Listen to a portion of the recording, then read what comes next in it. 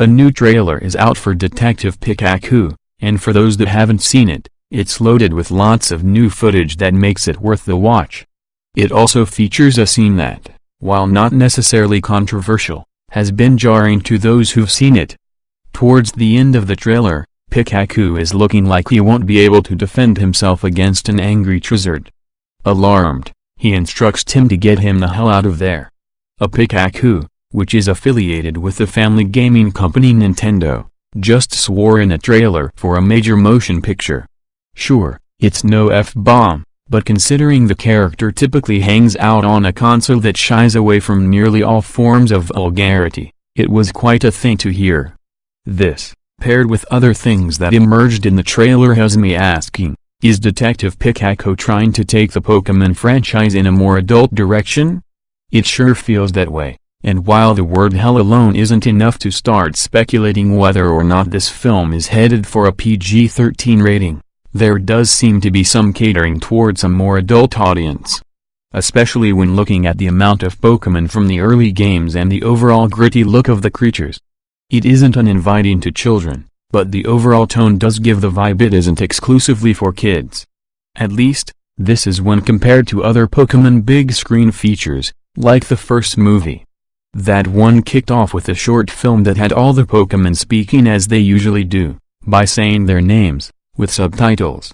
Even the main film itself was fairly safe in terms of content, and while it was personally emotionally devastating for me to see Ash Ketchum turned to stone, I don't recall my father having the same reaction.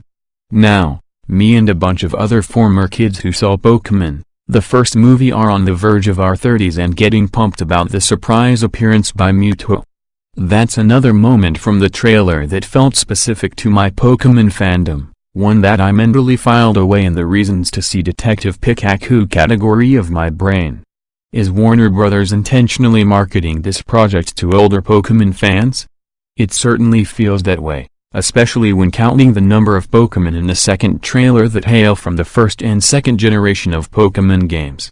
Pokémon from later generations do appear, but they're few and far between in comparison. Also, the two human characters in this film have a Pikachu and a Psyduck for companions, much like the characters Ash and Misty from the Pokémon anime of the late 90s. There's also Mr. Mime, who was often seen as a maid to Ash's mom in the show. These characters are popular, but not so much so that young children of today who didn't play the games or watch the show would easily recognize. Again, it seems like clear ways of marketing this movie to an older audience, and those who enjoyed Pokémon when they were young as opposed to those that are currently young.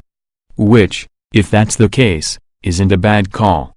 Provided Detective Pikachu falls within the PG status, it isn't crazy to think many adults with kids will drag them to the theater regardless of whether they use Pokémon as an excuse to see it.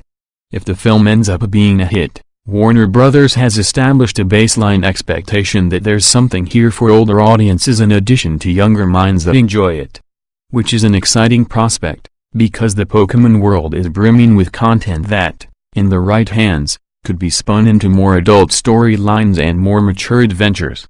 Of course, we're not talking Tarantino-level raunch or hard R stories, but stories that can tug at heartstrings or just be a fun ride from start to finish. Basically, everything that the animated features, which were almost exclusively written and enjoyed by children, were not. That's exciting to think about as a grown-ass man who's just now realized he's secretly longed for a realistic-looking Pokémon movie a majority of his life.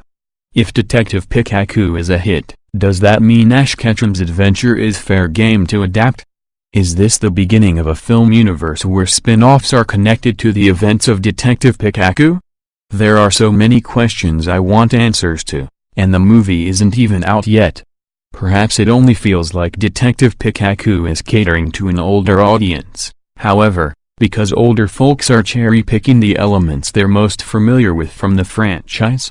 Pokémon has been a staple franchise in children's culture for the past 2 decades, so it's silly to think only late 20s and early 30-somethings who saw the trailer were jazzed. Do younger kids, specifically the same audience Pokémon traditionally caters to, feel the same way? Possibly, But the casting of Ryan Reynolds as Pikachu in the role likely wasn't for their sake. Making the guy who plays Deadpool the voice of Pikachu was a bold choice, especially in an age of YouTube where dubs can be made to make that cute little Pokemon say things like prison wallet. Kids may enjoy Detective Pikachu all the same, but it seemed more clear this film isn't necessarily for them. Which, again, is absolutely fine. Young kids play with Transformers despite its film franchise not necessarily catering to them, and kids will likely continue to play Pokemon regardless of how this film performs in theaters. Hopefully children and adults alike are amazed by this feature, and it spawns a series of films that rides this wave until it crashes and leads to some Bumblebee-type reboot. That's not the ideal scenario, but it's always best to temper expectations for films like this.